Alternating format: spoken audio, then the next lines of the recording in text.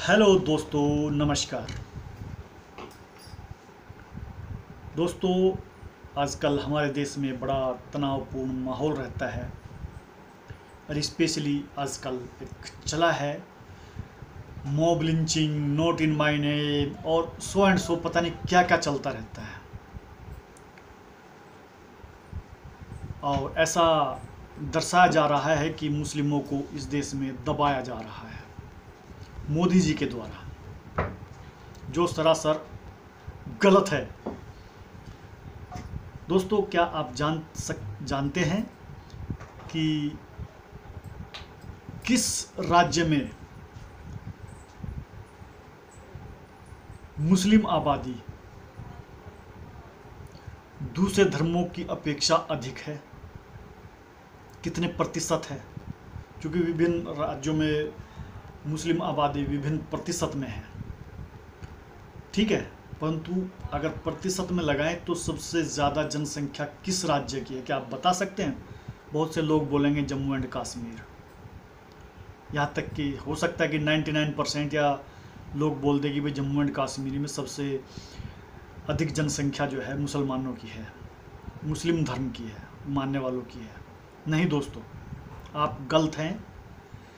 अगर मुस्लिम आबादी का प्रतिशत सबसे अधिक किसी राज्य में है तो वो है लक्षद्वीप।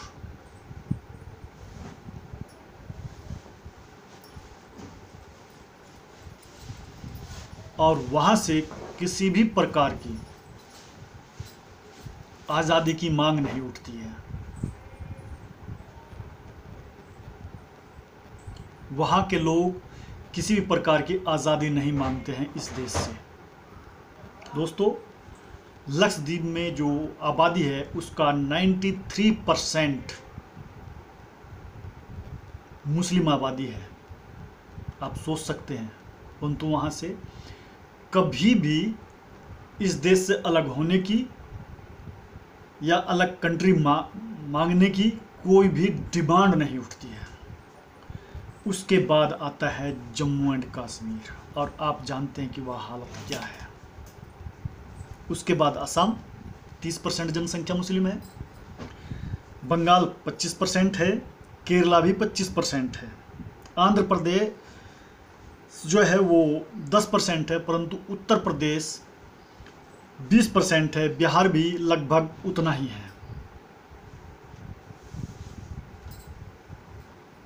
दिल्ली 11% मुस्लिम आबादी है।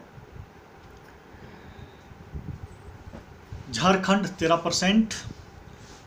और गुजरात जो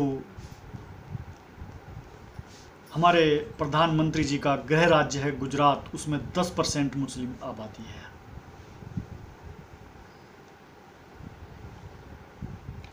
और दोस्तों, एक एलिगेशन और है कि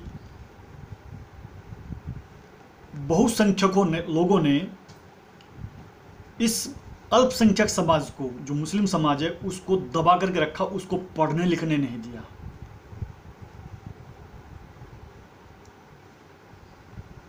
जबकि आंकड़े बताते हैं जम्मू एंड कश्मीर में जो हिंदू हैं, जो बहुसंख्यक नहीं है, वहाँ पर अल्पसंख्यक हैं, वहाँ पे साक्षरता का आंकड़ा जो है हिंदुओं का 71% है और मुसलमानों का 48%।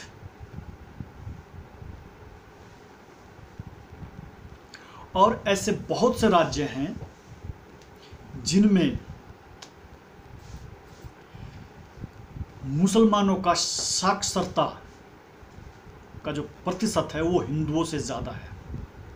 जैसे झारखंड, उड़ीसा, छत्तीसगढ़, मध्य प्रदेश, गुजरात, दमनद्वीप, महाराष्ट्र, आंध्र प्रदेश, कर्नाटक, तमिलनाडु, अंडमान निकोबार, ये वह राज्य हैं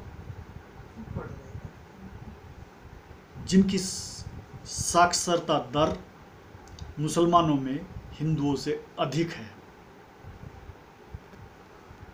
और इनमें अधिकतर वह राज्य हैं जहां पर पिछले 15-20 साल से अधिकतर राज्य जो है, एक्सेप्ट कर्नाटका और आंध्रा और महाराष्ट्र को छोड़कर, गैर कांग्रेस, गैर सपा, गैर बसपा, गैर आरजेडी पार्टियों की सरकारें हैं।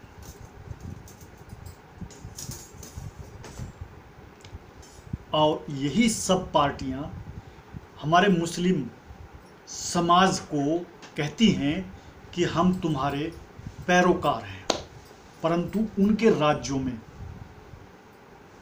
मुसलमानों की साक्षरता दर सबसे कम है। और इस देश में अगर किसी की साक्षरता सबसे अधिक है तो जो अन्य धर्म हैं, जैन धर्म, बौद्ध धर्म, ईसाई, सिख, उनकी प्रतिशत जो है, साक्षरता दर जो है वो 80 से 81% है। और इस देश में हिंदुओं की साक्षरता दर 65% है। इस देश में मुसलमानों की साक्षरता दर 59% है। दोस्तों, आप सब जानते हैं कि इस 70 साल हुए हमारे देश को आज़ाद हुए, इसमें सबसे ज़्यादा राज्यों में और केंद्र में किस सरकार के द्वारा शासन किया गया है, यह कोई बताने वाली नई बात नहीं है, सब लोग जानते हैं। दोस्तों, जब यह देश आज़ाद हुआ था तो मुसलमानों की जो जनसंख्या थी इस देश के अंदर वो 25% थी, ठीक है। और सरकारी नौकरियों में उनकी जो भागीदारी थी वो 33 से 35% थी। परंतु जो सेकुलरिज्म, धर्मनिरपेक्ष का डंडा जो पीटते हैं, उनके शासन कालों में आज मुस्लिमों की जो जनसंख्या है वो 14% है, परंतु नौकरियों में उनकी भागीदारी 5% रह गई। कितने प्रतिशत की गिरावट सरकारी नौकरियों में आई।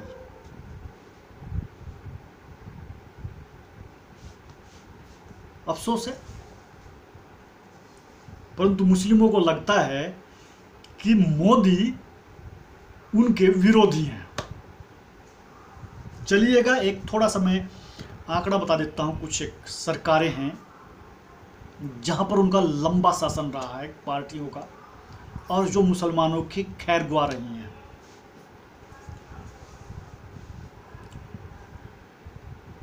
और गुजरात का भी। दोस्तों, गुजरात में जो जनसंख्या है मुसलमानों की वो 10% है, परंतु सरकारी नौकरियों में वहाँ पर मुसलमानों की भागीदारी 5.5% है। अब आइए वेस्ट बंगाल। आप सब जानते हैं कि 35 साल तक लगातार किन लोगों का शासन रहा, वो थे वामपंथी। और वहाँ पर जो जनसंख्या है मुसलमानों की वो 25% है,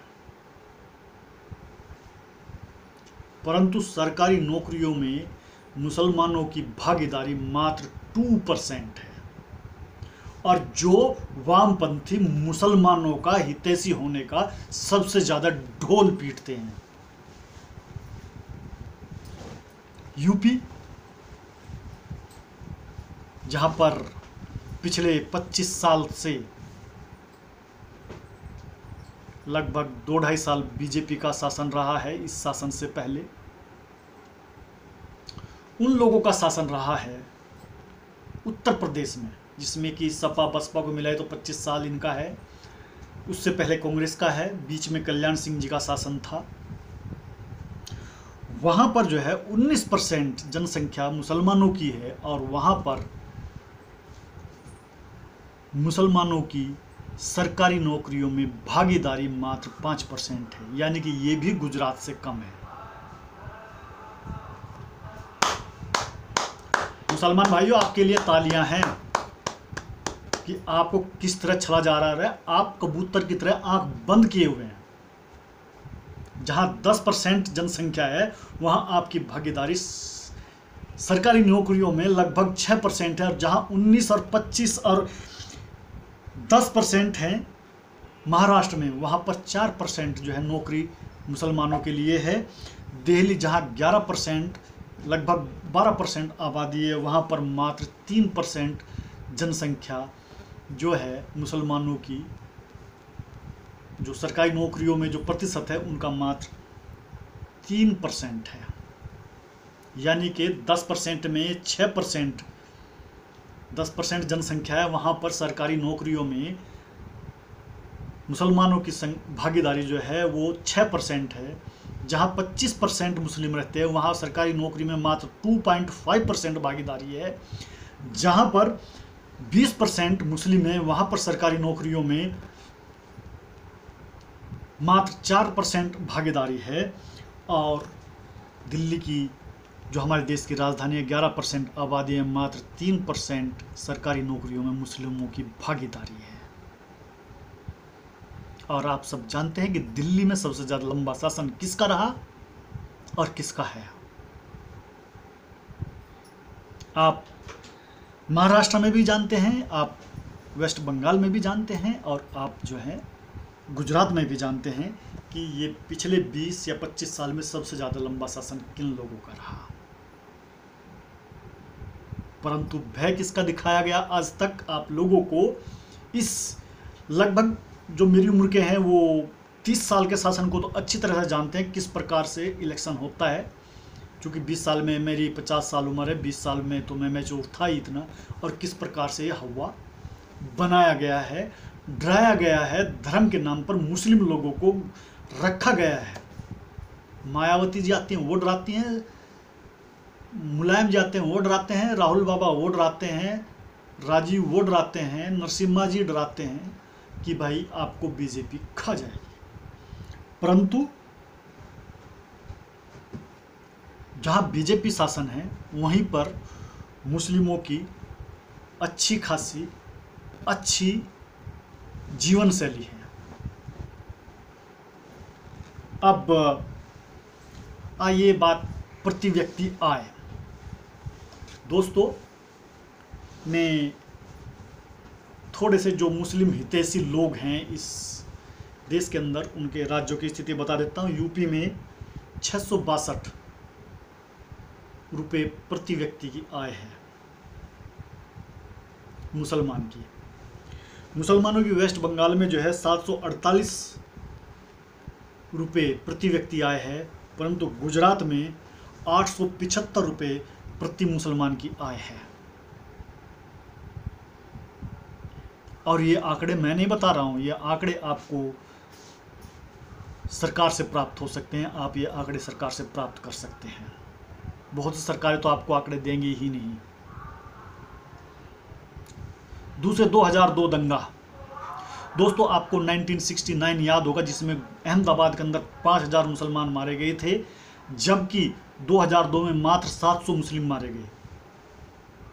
5000 और 700, और इन 700 के साथ में 200-250 हिंदू भी मारे। ठीक है, 1985 में दंगा हुआ गुजरात उसी अहमदाबाद के अंदर, 1987 में हुआ, 1990 में हुआ और 1992 में हुआ। और ये उस समय गुजरात में शासन शायद कांग्रेस का था। और 1984 दिल्ली का दंगा, वो बीजेपी का नहीं था, वो उन धर्मनिरपेक्ष लोगों का था जिन्होंने धर्मनिरपेक्षता की आड़ में सरदारों का खुलेआम कत्ल किया। कौन है उसका जिम्मेदार? और इन दंगों में आज तक किसी को सजा क्यों नहीं हुई, जबकि 2000 के दो के दंगों में बहुत से लोगों को सजाएं हो चुकी हैं। मेरठ का हासिमपुरा, किसी को नहीं हुआ सजा, कोई भी, सब बरी हो गए। और भोपाल गैस कांड, जहां पर रात रात में 10,000 आदमी मौत के मुंह में समा गए, कोई क्वेश्चन नहीं कर सकता उसके लिए इस देश में। तो मैं मुसलमान भाइयों से कहना चाहूँगा, थोड़ा अपनी आंखें खोलें और यह देखें कि जिन्होंने आपको आज तक डराया धमकाया है, ये धमकाना ही है डराकर, कि उन्होंने आपके लिए किया क्या है। आप आज़ादी से के समय पर आप कहाँ थे और आज आप कहाँ हैं, और उसके लिए किसको जिम्मेदार ठहराया जाना चाहिए? उन सरकारों को जो आज तक शासन करती रही, या यह सरकार जिसको 3 साल हुए हैं? कौन है आपकी इस बिगड़ती हुई स्थिति के लिए जिम्मेदार? किसने बाध्य किया आपको स्लम कॉलोनियों में रहने के लिए? किसने बाध्य किया आपकी शिक्षा का स्तर घटाने के लिए? दोस्तों, गुजरात में 2002 से पहले मुस्लिम छात्रों की जो स्कूल से बाहर होने की जो प्रतिशत था, वो लगभग 40% था। आज वो 2% है। ड्रॉप आउट का प्रतिशत 2% है गुजरात के अंदर। और आपको भय दिखाया जा रहा है कि अगर आपने मोदी जी को जिताया तो आप खतरे में पड़ जाओगे। तो सोचिएगा, कहीं ऐसा तो नहीं आपको उल्लू बनाया जा रहा हो। Thank you and bye bye. और दोस्तों, ये जो आंकड़े मैंने बताए हैं ना, ये आप गूगल पर भी सर्च कर सकते हो और सरकार से भी मांगते हो, क्योंकि ये सरकारी सच्चर कमेटी की, इसमें से बहुत सी जो मैंने आंकड़े दिए हैं, ये सच्चर कमेटी के आंकड़े हैं। मुझे नोट बताओ। तालियां हैं आपके लिए। आपको बताया जा रहा है कि आपका इस्लाम खतरे में है और इसलिए आपको हर चीज़ से वंचित किया गया है इस देश के अंदर, एजुकेशन से, रोजगार से, और आपको सड़क का भिखारी बना दिया गया। Thank you and bye bye.